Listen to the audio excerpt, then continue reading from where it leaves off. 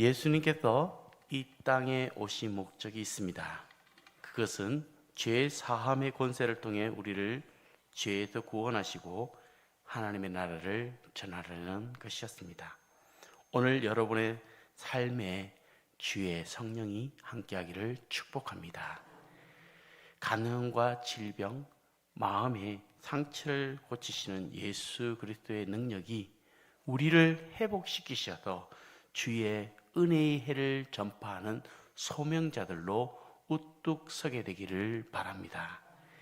7장 후반절에 보면 예수님께 향유를 부은 여인에 이어 오늘 본문 1절에서 3절을 보면 다른 복음서와 달리 특이점을 발견할 수 있습니다. 그것은 바로 남녀 차별이 심했던 사회적 분위기 속에서 예수님과 동행하며 그들의 소유로 예수님을 섬겼던 여인들의 이름이 등장한다는 것인데, 이들은 예수님께 악기를 쫓아내심과 병고침을 받은 여자들이었습니다. 예수님은 그들을 고치시고 그들을 통해 섬김을 받으셨습니다.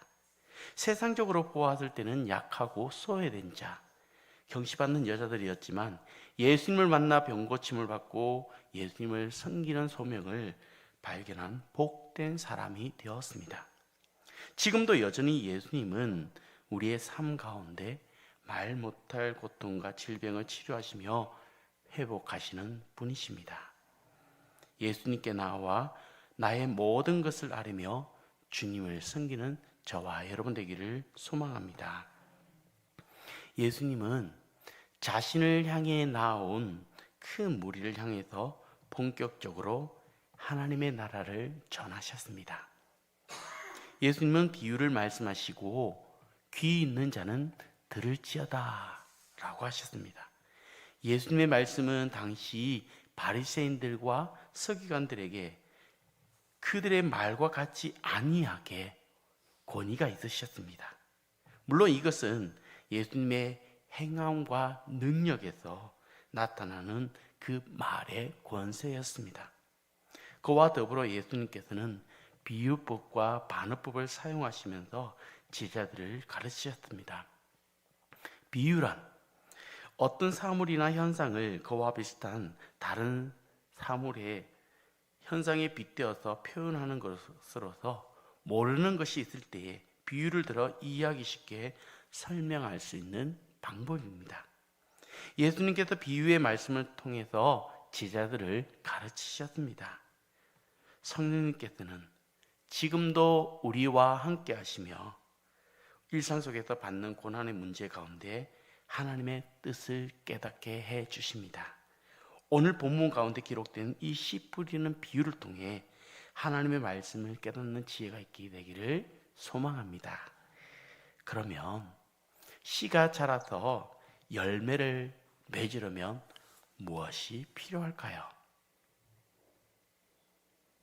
물, 바람, 햇빛, 시간 등 여러 가지가 필요하겠지만 먼저는 씨가 심겨지고 자랄 수 있는 좋은 땅이 필요합니다. 구체적으로 살펴보고자 합니다. 11절에서 15절을 보면 씨는 하나님의 말씀이고 땅은 우리의 마음이라는 것을 알 수 있습니다. 흔히 씨를 보면 까맣고 빨간 알갱이일 뿐입니다.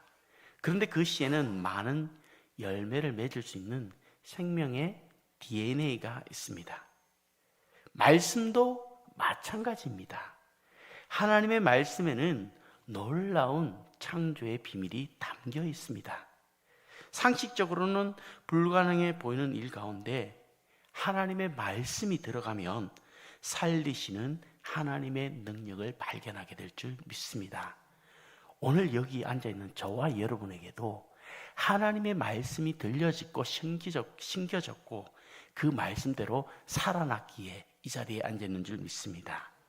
그런 점에서 말씀은 생명의 씨앗입니다. 그런데 씨가 쓰랍 속에 있으면 소용이 없습니다. 자루에 있다고 해도 새싹이 나지 않습니다. 말씀도 그냥 성경 속에 있으면 어떨까요?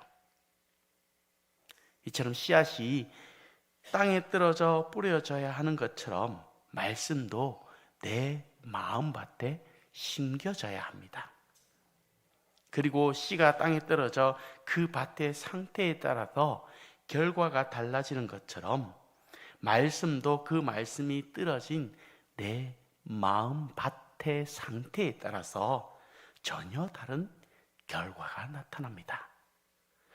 오늘 본문이 4가지 땅이 나옵니다. 첫 번째, 길가입니다. 길가는 말씀의 씨는 떨어졌으나 심겨지지 않는 마음밭을 말합니다. 이런 사람은 야고보서 1장 22절에서 25절에 등장하는 말씀을 듣기만 하고 행함이 없는 사람과 같습니다. 말씀을 듣고 행하지 아니하면 거울로 자기의 생긴 얼굴을 보는 것과 같아서 자신을 보고 가서 그 모습이 어떠했는지를 곧 잊어버리게 된다는 사실입니다. 우리는 하나님의 말씀을 듣고 잊어버리는 자가 아니라 들은 말씀을 실천하고 행하는 사람이 되어야 하겠습니다. 환난 중에 있는 사람을 돌아보고 자기를 지켜 헛된 세상 문화에 물들지 아니하는 사람은 그 행하는 일에 하나님께서 함께 하시며 하나님께서 주시는 큰 복을 받게 될 것입니다. 둘째, 바위 위 돌밭이라 라고 얘기합니다. 들을 때는 기쁨으로 받지만 뿌리가 없어 시련의 때에 져버립니다. 말씀을 들을 때에 마음에 맺힌 문제들이 해결되는 기쁨을 얻는 것 같습니다. 그러나 시간이 지나면서 뿌리가 없으므로 은혜와 기쁨은 사라지고 열매 없이 시들어가게 됩니다. 저희 집 딸아이가 올봄에 방울토마토 씨앗을 한 봉지 사왔습니다. 처음엔 손바닥만한 작은 화분에 심었다가 자라면서 분갈이도 해주고 정성껏 키웠더니 쑥쑥 자라서 지금은 4그루의 작은 나무가 되었습니다. 그런데 어느 날 줄기 하나가 부러져서 유리 물병에 담아두었습니다.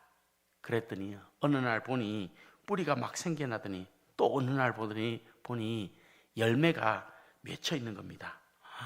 시들어 죽을 것만 같았던 그 가지에 뿌리가 생기고 열매가 맺히는 걸 보니 정말 신기했습니다. 이처럼 열매를 맺기 위해서는 뿌리가 반드시 있어야 하는 것처럼 우리의 신앙도 반드시 하나님의 말씀에 뿌리를 내려야 합니다. 뿌리는 잘 보이지 않습니다. 하지만 시련의 때는 내가 어디에 뿌리를 내리고 있는지를 정확히 깨달을 수가 있습니다. 하나님의 말씀을 매일 읽고 꾸준히 양분을 얻게 되면 우리의 믿음의 뿌리는 흔들리지 않고 더욱 견고하여져서 반드시 결실하게 될 줄 믿습니다. 세 번째, 가시떨기입니다. 말씀을 듣지만 이생의 염려와 재물과 향락에 사로잡혀 기운이 막혀 열매를 맺지 못한 사람입니다. 누구나 염려와 고민이 있습니다. 건강, 물질, 사람 관계, 염려가 없는 사람은 이 세상에 단 한 사람도 없습니다.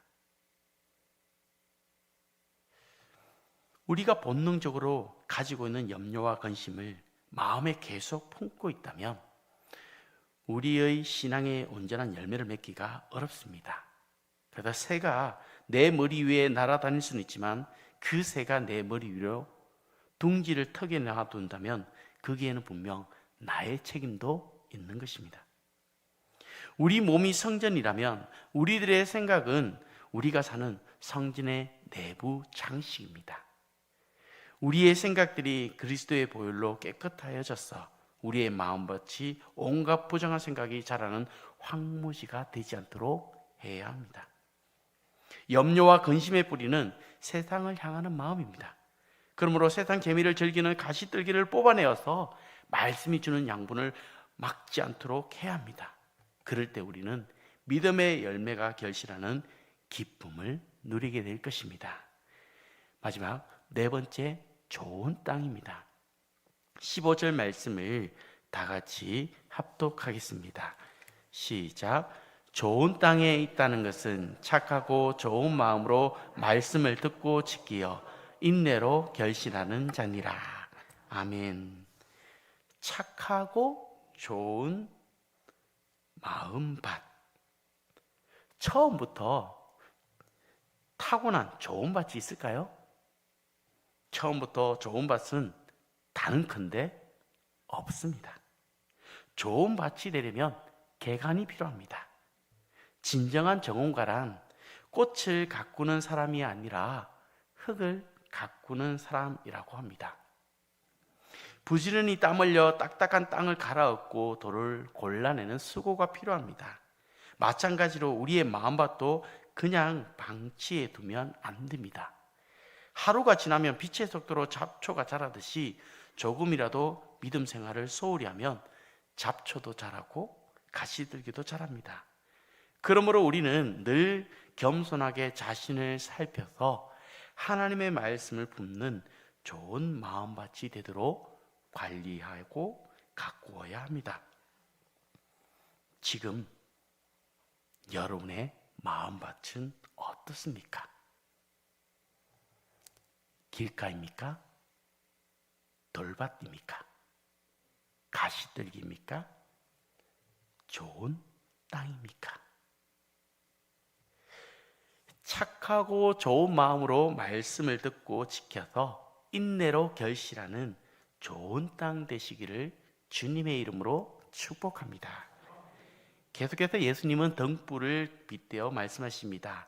하나님은 모든 사람이 구원을 받으며 진리를 아는 데에 이르기를 원하십니다. 그렇기 때문에 구원의 진리를 몇몇 사람만 알도록 찾기 어려운 곳에 숨기시지 않으셨습니다.